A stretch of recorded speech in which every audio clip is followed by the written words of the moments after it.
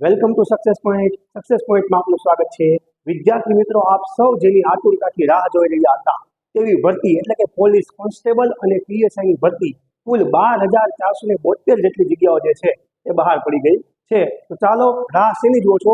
લાગી જાઓ તૈયારી કરવા માટે. અને તૈયારી કરવા માટે સૌથી અગત્યની વસ્તુ જે છે તો એ છે રણનીતિ અપનાવવી. અને સાચી રણનીતિ અપનાવવા માટે વિદ્યાર્થી મિત્રો મગજમાં ખાસ રાખવો પડે પરીક્ષાનો અભ્યાસક્રમ. તો આ વિડીયોની અંદર આપણે જે છે એ પોલીસ કોન્સ્ટેબલ બનવા માટેનો અભ્યાસક્રમ શું છે એની વિગતવાર ચર્ચા કરીશું. તો ખાસ યાદ રાખવાનું છે, આ જે ભરતી છે એ નવા આરઆર મુજબની ભરતી છે, એટલે કે એનો જે આખો અભ્યાસક્રમ જે છે એ નવી રીતે અપડેટ કરવામાં આવ્યો છે. શું છે અભ્યાસક્રમ? તો અભ્યાસક્રમની અંદર જે પરીક્ષા જે છે એ કુલ 2 વિભાગની અંદર લેવાની છે. આખી પરીક્ષા જે છે સંપૂર્ણ 2 વિભાગમાં લેવાની છે. એમાં પ્રથમ વિભાગ જે છે એટલે કે પહેલો વિભાગ જે છે એ ફિઝિકલ ટેસ્ટ રહેશે. ફિઝિકલ ટેસ્ટની અંદર શું કરવાનું છે?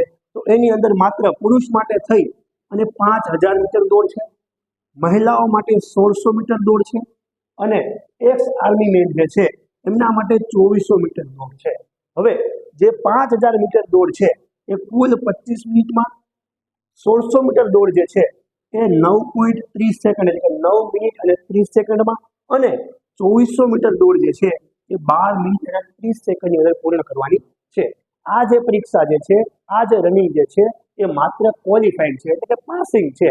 એના માર્ક કોઈ છે નહીં. લાસ્ટ ભરતીની અંદર રનિંગના માર્ક્સ હતા, પણ આ ભરતીની અંદર એના કોઈ માર્કિંગ છે નહીં. માત્ર તમારે આપેલ સમયગાળાની અંદર રનિંગ તમારું જે છે એ પૂર્ણ કરવાનું છે. એ સિવાય હાઇટ અને ચેસ્ટની વાત કરીએ તો પુરુષો માટે એસટી ઉમેદવાર છે એમના માટે હાઇટ જે છે 162 સેન્ટીમીટર છે, અને એ સિવાય એસસી, ઓબીસી અને ઓપન કેટેગરીના જે વિદ્યાર્થીઓ છે એમના માટે હાઇટ 165 સેન્ટીમીટર છે. એ સિવાય છાતી જે છે એ ફૂલાવેલી એટલે કે ફૂલાવ્યા વગરની જે છે એ 79 સેન્ટીમીટર છે, અને ફૂલાવેલી 84 સેન્ટીમીટર છે. એટલે કે મિનિમમ 5 સેન્ટીમીટર જે છે એ છાતી તમારે ફૂલાવવાની છે. મહિલાઓની વાત કરીએ તો મહિલાઓ માટે હાઇટ જે છે એસટી ઉમેદવારની મહિલા માટે 150 સેન્ટીમીટર છે, અને બીજા કોઈ પણ કેટેગરીના મહિલાઓ હોય એમના માટે 155 જે છે એ હાઇટનો ક્રાઇટેરિયા રાખવામાં આવ્યો છે. કોન્સ્ટેબલ અને પીએસઆઈ બંનેની અંદર આ જે ક્રાઇટેરિયા છે એ સેમ છે, એટલે કે સરખો છે. એ સિવાય હવે બીજો જે ફેઝ છે, બીજો જે વિભાગ જે છે એ છે લેખિત પરીક્ષા. સૌથી અગત્યનો ભાગ, જેના માટે આપણે અત્યારથી જ તૈયારી શરૂ કરી દેવી પડે. અને આ વખતે કંઈક નવીન પ્રકારનો જ અભ્યાસક્રમ છે. તો શું છે અભ્યાસક્રમ? તો સૌથી પહેલા પરીક્ષા જે છે એ લાસ્ટ ટાઈમ 100 માર્કની હતી. આ વખતે જે છે એ 200 માર્કની પરીક્ષા છે. 200 માર્ક્સની પરીક્ષા અને 3 કલાક જેટલો જે છે એ સમય ફાળવવામાં આવ્યો છે. આ 200 માર્ક્સની અંદર કુલ 2 વિભાગ રહેશે. એમાં વિભાગ એ અને વિભાગ બી. વિભાગ એ ની અંદર કુલ 80 પ્રશ્નો હશે અને એના કુલ 80 માર્ક છે. પણ આમાંથી તમારે ઓછામાં ઓછા 40% ગુણ એટલે કે 32 આસપાસ માર્ક જે છે એ ફરજિયાત લાવવા જરૂરી છે. હવે આની અંદર શું પૂછાશે એટલે કે વિભાગ 1માં શું પૂછાશે? તો રીઝનિંગ અને માહિતીનું અર્થઘટન. રીઝનિંગ અને માહિતીનું અર્થઘટન જે છે એ 30 માર્કમાં આવશે.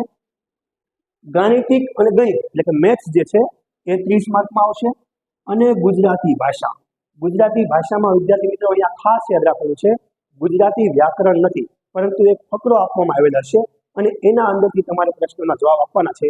એવું જે છે એ 20 માર્કનું હશે. એટલે કે 30 ગણિત રીઝનિંગ, 30 ગણિતના અને 20 માર્ક જે છે એ ભાષાના છે. એટલે કે કુલ 80 માર્ક છે, અને આ 80 માંથી તમારે મિનિમમ 32 માર્ક એટલે કે 40% લાવવા ફરજિયાત છે. ત્યારબાદ વિભાગ 2 જે છે એની અંદર કુલ 120 પ્રશ્નો હશે અને 120 માર્ક છે. એમાં પણ તમારે 40% માર્ક લાવવા ફરજિયાત છે. એટલે કે મિનિમમ 48 માર્ક જે છે એ લાવવા ફરજિયાત છે. તો જ તમે પાસની કેટેગરીમાં ગણાશો. શું પૂછાશે એમાં? તો એની અંદર તમે યાદ રાખજો, ભારતનું બંધારણ જે છે એ 30 માર્કની અંદર છે. છેલ્લી જે પરીક્ષા હતી એની અંદર કાયદો અને બંધારણ હતું. આ વખતે માત્ર ખાલી ભારતનું બંધારણ છે, અને એ પણ કેટલા માર્કમાં છે? તો 30 માર્કમાં છે. એ સિવાય યાદ રાખીએ તો કરંટ અફેર એટલે કે વર્તમાન પ્રવાહો જે છે, વિજ્ઞાન અને ટેકનોલોજી છે, અને એ સિવાય જનરલ નોલેજ. જનરલ નોલેજની અંદર તમામ વસ્તુ જે છે એનો સમાવેશ થઈ જાય. એ જે છે એ કુલ 40 માર્કમાં હશે. અને એ સિવાય જો આપણે વાત કરીએ તો ભારત અને ગુજરાતનો ઇતિહાસ જે છે, ભારત અને ગુજરાત બંનેનો ઇતિહાસ છે, બંનેની ભૂગોળ એટલે કે ભારત અને ગુજરાત બંનેની ભૂગોળ અને સાંસ્કૃતિક વારસો, ભારત અને ગુજરાતના સંદર્ભમાં જે સાંસ્કૃતિક વારસો છે એ થઈ અને કુલ 50 માર્કની અંદર છે, એટલે કે કુલ 120 વિભાગ બી ના અને 80 માર્ક જે છે એ વિભાગ એ ના કુલ 200 માર્કનું પેપર જે છે એ કોન્સ્ટેબલ માટે રહેવાનું છે.